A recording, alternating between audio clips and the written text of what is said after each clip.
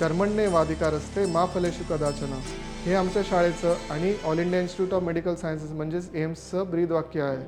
तर याचा अर्थ काय म्हणजे आपले कर्म मन लावून करा, जेवढं मन लावून आणि उत्तम प्रकारे आपले कर्म करता येईल ते करा आणि त्याबद्दलच्या फळाची अपेक्षा ठेवू नका. म्हणजेच काय की आपलं जे हातात कर्म आहे, जर स्टुडंट्स असतील तर अभ्यास करणं किंवा ज्याचा कोणताही जॉब आहे किंवा मी जर कॅन्सर सर्जन आहे तर कॅन्सरचं निदान आणि ऑपरेशन चांगलं करणं हे माझं कर्म आहे. पण त्यापासून मला काय मिळेल हे झालं फळ. तर त्याबद्दल विचार न करता आपण आपले कर्म चांगले करण्याकडे लक्ष दिलं पाहिजे, जेणेकरून आपला जो रिझल्ट आहे तो ऑटोमॅटिकली चांगला येणार. जर आपलं पूर्णपणे फोकस हे कर्मांकडे असेल आणि आपलं कर्म करण्यासाठी आपण 100% दिलं असेल तर रिझल्ट हा चांगला येणारच आहे. तर हे कोणी सांगितलेला श्लोक आहे तर कृष्ण अर्जुनाला सांगत आहे. महाभारताच्या युद्धामध्ये कृष्ण अर्जुना सांगत आहे की युद्ध करणं तुझं काम आहे, त्याचा रिझल्ट काय येईल म्हणजे तू जिंकशील किंवा हारशील ह्याचा विचार करणं हे तुझं काम नाही, ते माझं काम आहे. ते कृष्ण म्हणजेच देव आपल्याला फळ देतो. त्यामुळं आपण आपल्या कर्मांकडे लक्ष दिलं पाहिजे. तर याच्यातनंच आपण जाणून घेऊया की एखादं मोठं लक्ष तुम्हाला म्हणजे फॉर एक्झाम्पल स्टुडंट्सला जर चांगल्या इन्स्टिट्यूटला एम्सला किंवा IITला किंवा कोणत्याही प्रीमियर गव्हर्नमेंट टॉप इन्स्टिट्यूटला जायचं असेल तर त्याबद्दल त्याची तयारी कशी करायला हवी तर याबद्दल आपण थोडी जाणून घेऊया. तर सगळ्यात मोठा प्रॉब्लेम आपण मोठे लक्ष ठरवतो, पण प्रॉब्लेम हा होता की त्याच्यामुळं काही वेळा आपल्याला स्ट्रेस येतो किंवा अँक्झायटी येते. तर येऊ नये म्हणून या श्लोकचा आपल्याला फायदा होतो की कर्म कळा, फळाची अपेक्षा ठेवू नका. तर हा झाला तुमचा मानसिक स्टेबिलिटी हे तुम्हाला देईल, मानसिक स्ट्रेंथ तुम्हाला जनरेट करेल.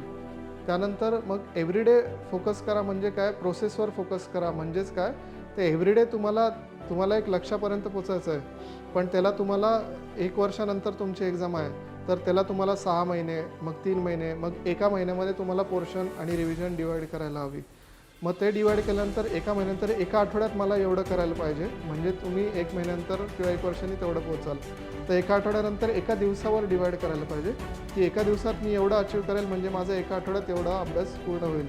तर एका दिवसात आल्यानंतर तुम्ही अर्ध्या दिवसात डिवाईड करा, अर्ध्या दिवसात किती केलं पाहिजे. मग अर्ध्या दिवसात केल्यावर एका तासात किती 1 तासात किती वाचलं पाहिजे ते डिवाईड करा आणि त्याच 1 तासाचं मग 5 मिनटात किती झालं पाहिजे ते डिवाईड करा. आणि ते जर तुम्ही 5-5 मिनटावर फोकस केलं म्हणजेच तुमचं पूर्णपणे फोकस तुमच्या अभ्यासावर आणि तुमच्या कामावर आहे आणि त्या 5-5 मिनटाच्या टार्गेटमध्ये तुम्ही ते अचीव करत गेला तर अल्टिमेटली त्या दिवसाचं, अल्टिमेटली त्या आठवड्याचं आणि त्या महिन्याचं आणि अल्टिमेटली तुमच्या वर्षाचं जे तुमचं अल्टिमेट फायनल टार्गेट आहे ते तुम्ही अचीव करणारच आहे. तर आपण ही चूक करतो की खूप मोठे लक्ष ठेवतो आणि मग त्यांना एकदम अचीव करायला जातं. तर हे आपल्याला पार्टमध्ये डिवाईड करायला पाहिजे आणि 100% फोकस हा आपला जर आपल्या त्या डेली टार्गेट अचीव करण्याकडे असलं पाहिजे आणि आपल्या कर्माकडे असलं पाहिजे. ते 1 वर्षानंतर जे तुमचा गोल आहे म्हणजे जे फळ आहे त्याबद्दल रोज विचार करायची गरज नाही. एकदा एक लक्ष ठरवलं की मग त्या प्रोसेसपुढे 100% लक्ष द्या आणि रिझल्ट ऑटोमॅटिकली चांगला येईल. त्याच्या result will take care of itself. So planning हे खूप महत्त्वाचा पार्ट आहे तुमच्या प्रिपरेशनमध्ये. सो एक सेंटेन्स आहे जे आमचे टीचर आम्हाला एम्समध्ये सांगायचे, if you plan to fail you are planning to fail.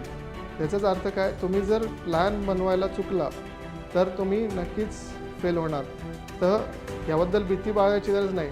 म्हणजेच ह्याचं महत्त्व काय आहे, जर तुम्ही व्यवस्थित प्लॅन केला आणि प्लॅननुसार तुम्ही कर्म करत गेला, तुमचे एव्हरीडे टार्गेट्स अचीव करत गेला तर अल्टिमेटली तुमच्या गोलला तुम्ही पोहोचणारच आहे. तेव्हा प्लॅनिंग इज द क्ली. प्लॅन करणं खूप गरजेचं आहे. फक्त मी करतो रँडमली करत जाणं ह्याला म्हणजे ही हार्डवर्क, नुसतं हार्डवर्क झालं. पण स्मार्ट वर्क म्हणजे काय, तुम्ही प्लॅन करून ती गोष्ट अचीव करू शकता. तर प्लॅनिंग इज द की.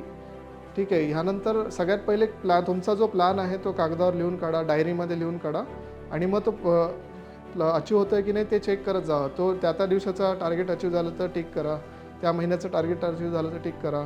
आणि अल्टिमेटली कोणत्याही एंट्रन्स एक्झाममध्ये रिव्हिजन इज द की. Plan your first reading, plan your second reading, plan your third, fourth, fifth reading. So basically जेवढं जास्त रिव्हिजन तेवढा तुमचा रँक वरवर जाणार. तर खूप सारं वाचायचं आणि रिव्हिजनला टाईम नाही मिळणार. That is not the right way. The right way to crack any entrance exam is the revision, planning and revision.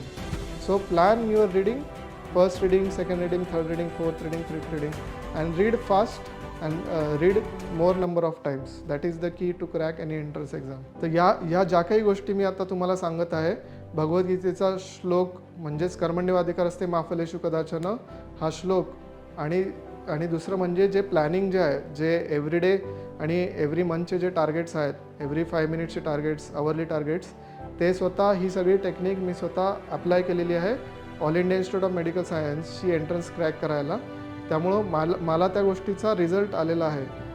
तर मी त्यामुळं तुम्हाला ही सेम गोष्ट रेकमेंड करतो आहे, कारण already I have achieved the result. So माझी अशी इच्छा आहे की जर मी करू शकलो तर सगळे करू शकतात.